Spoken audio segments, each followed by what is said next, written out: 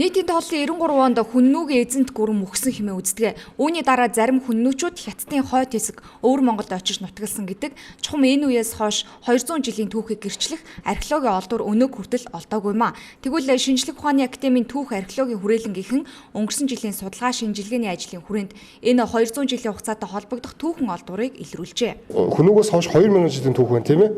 Гэтэл тэрний 10% нь хов хоосон байж штэ. Тэгэхээр энэ бол одоо манайхны судалгаа ерөөсөө яваагүй байна гэсэн үг, маш муу байна гэсэн үг. Тэгээ энэ асуудлыг шийдэхэд бол хүнүүгийн үе, жужааны үеийн туршлуудыг олж илрүүлэх нь маш чухал байсан юм байна.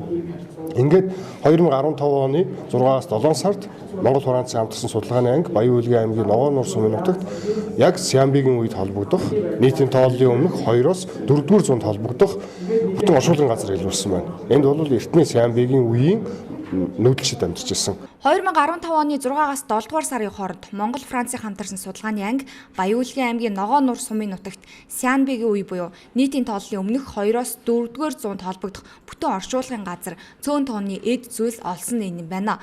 Булшны хадгалалт сайн байсан учраас хүннүүгийн ясан дээр хийх бүх судалгаа боломжтой хэмээн тэд дүгнжээ.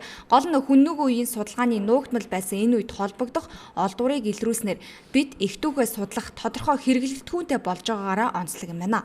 Шинжлэх ухааны академийн түүх археологийн хүрээлэнгийнхэн өнгөрсөн 2015 онд чамлахааргүй түүхэн амжилттай ажиллажээ.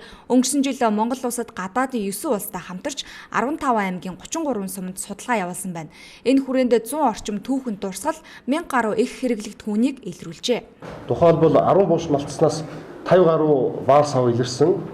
Тэгэхээр хүнүүгийн соёл иргэншилд бол бид нар нийтдээ нэг 500 орчим булшийг зөвхөн Монголд малтсан. За Орос хятадыг нийлүүлээд нэг 1000 гаруй булш малтчихад байгаа.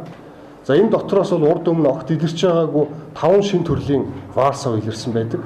Тэгэхээр тэр дотроо бол тухайлбал бүр дундад Азийн хэв маягтай тэндээс импортж оруулж ирсэн ваар сав хүртэл бий. Үүнээс одоо хүнүүгийн үеийн одоо эртний өвөг монголчуудын соёлын харилцаа холбоо худалдаа арилжаа энэ чиглэлийн судалгаанд бол бас их хувь нэмэртэй юм сонирхолтой хэрэглэгдэхүүн илэрсэн байна. Соёлын өвийн тухай хуульд заасан бас нэг ажил нь авран хамгаалах судалгаа юм а. Өнгөрсөн жил авран хамгаалах судалгааг 55 тонны ашигт малтамлын тусгай зөвшөөрлийн талбай болон бусад газруудад хийжээ. Энэ үеэр Сэлэнг аймгийн Мандал суманд орших ноён ууланд хийсэн авран хамгаалах судалгааны ажлын үр дүнг сэтгүүлчид сонирхож байсан юм а. Дурсгал бол илэрсэн. Гэхдээ энэ дурсгал 6 ширхэг дурсгал яг талбайд нь илэрсэн. Автомын трасын дагуу нэг дурсгал харин орчны үсэд буюу тухайн талбайгаас хол газарт бол 2 дурсгал илэрсэн. Ингээд 9 дурсгал илэрсэн байгаа. Энийг бол холбогдох байгууллагууд нь одоо тайлан хийсгээд бүх зүйлүүдээ өгөөд одоо бид судалгааны ажлаа дуусгасан байгаа. Авран хамгаалах судалгааг зөвхөн уул уурхайн компани газраар хязгаарлахгүй 21 аймгийг хамруулж чадсан гэх мэдээллийг энэ үеэр албаныхан өглөө. Зөвхөн уул уурхайн бүсээс гадна өнгөрсөн жил шинээр тавигдж байгаа автозамын трассын дагуу 8 аймгийн 20 сумын нутагт авран хамгаалах судалгааг гүйцэтгэжээ.